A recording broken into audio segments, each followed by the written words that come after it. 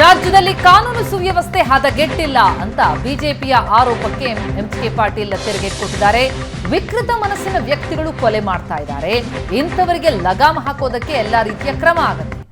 ಅಂಜಲಿ ಕೊಲೆ ಪ್ರಕರಣ ದುರ್ದೈವದ ದುರ್ಘಟನೆ. ಗೃಹ ಸಚಿವರಿಗಾಗಲೇ ಎಲ್ಲ ಕ್ರಮ ತೆಗೆದುಕೊಂಡಿದ್ದಾರೆ.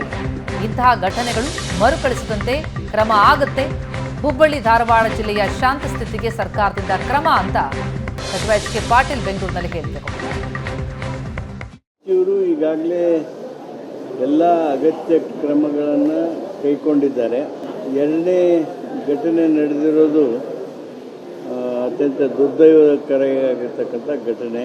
ಇಂಥ ಘಟನೆ ಮರುಕಳಿಸದಂತೆ ಸೂಕ್ತವಾದ ಕ್ರಮಗಳ ಬಗ್ಗೆ ಗೃಹ ಸಚಿವರು ಈಗಾಗಲೇ ಭರವಸೆಯನ್ನು ಕೊಟ್ಟಿದ್ದಾರೆ ಹಾಗೂ ಆ ದಿಸೆಯಲ್ಲಿ ಅವರು ಕ್ರಮ ಕೈಗೊಳ್ತಾ ಇದ್ದಾರೆ. ಇಂಥ ಘಟನೆಗಳು ಆಗದ ಹಾಗೆ ಸಾಮಾಜಿಕವಾಗಿಯೂ ನಾವೆಲ್ಲರೂ ನೋಡಲೇಬೇಕಾಗಿರ್ತಕ್ಕಂಥ ಸಂಗತಿ. ಆ ದಿಸೆಯಲ್ಲಿ ಈಗಾಗಲೇ ಮಠಮಾನ್ಯಗಳು ಸಹಿತ ಸಾಕಷ್ಟು ಕೆಲಸ ಮಾಡ್ತಾಯಿವೆ, ಅಲ್ಲಿಯ ಸಂಘಟನೆಗಳು ಕೆಲಸ ಮಾಡ್ತಾಯಿವೆ. ಒಟ್ಟಾರೆ ಶಾಂತ ಸ್ಥಿತಿಗೆ ಹುಬ್ಬಳ್ಳಿ ಧಾರವಾಡ ಮತ್ತೆ ತರೋದಕ್ಕೆ ಏನು ಪ್ರಯತ್ನ ಸರ್ಕಾರ ಮಾಡಬೇಕು, ಮಾನವ ಸಾಧ್ಯವಾದ ಎಲ್ಲ ಪ್ರಯತ್ನಗಳನ್ನು ಮಾಡ್ತೀವಿ.